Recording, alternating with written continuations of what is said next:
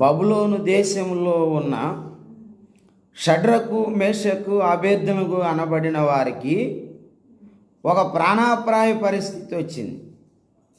రాజుగారు ఇచ్చిన ఆజ్ఞను వారు అతిక్రమించిన కారణాన్ని బట్టి వారు యెహోవా దేవుని తప్ప ఇతరుల్ని ఆరాధించిన కారణాన్ని బట్టి వారు అగ్నిలోకి వెళ్ళాల్సిన పరిస్థితి వచ్చింది. అగ్నిగుండంలోనికి వెళ్ళాలి.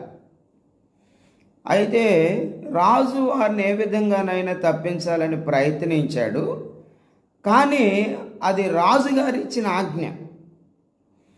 ఆ పరిస్థితుల్లో రాజు ఈ ముగ్గురు భక్తులు షడ్రకు మేషకు అబేద్నెగో అనబడిన వీరి దగ్గరకు వచ్చినప్పుడు దానియేలు గ్రంథం 3వ అధ్యాయం 17వ వచనంలో ఆ ముగ్గురు భక్తులు చెప్పిన మాట, రాజా ఇందును గూర్చి ప్రత్యుత్తరం ఇవ్వాలనన్న చింత మాకు లేదు, మా దేవుడు రక్షించుటకు సమర్థుడు అన్నారు.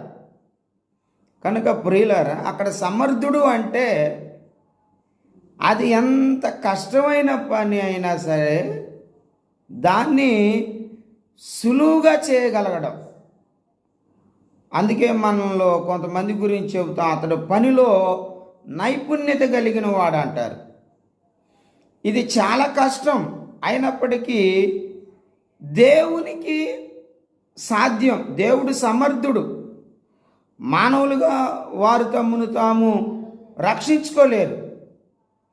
కానీ ఇప్పుడు వారి యొక్క నమ్మకం ఏంటంటే, మా దేవుడు ఈ మండుచున్న వేడిమి గల అగ్ని నుండి మా ప్రాణములను రక్షించుటకు సమర్థుడని నమ్మారు. అలాగే ఈనాడు వాక్యం వింటున్న ప్రియ సహోదరి సహోదరుడా, దేవుని పిల్లలముగా మనం అనేకమైన విషయాల్లో సమర్థత కలిగిన వారమై ఉండాలి. ముఖ్యంగా దేవుని సేవకులు. ఆనాడు అపోస్తలుడైన పౌలు తిమోతికి ఒక హెచ్చరిక ఇచ్చాడు. 2వ తిమోతి పత్రిక 2వ అధ్యాయం 26వ వచనంలో, తిమోతి నీవు బోధించు సమర్థుడుగా ఉండాలి అన్నాడు. కనుక ఈనాడు ప్రతి సేవకుడు తనకు అప్పగించబడిన సంఘానికి మంచిగా బోధించగలిగే సమర్థుడై ఉండాలి.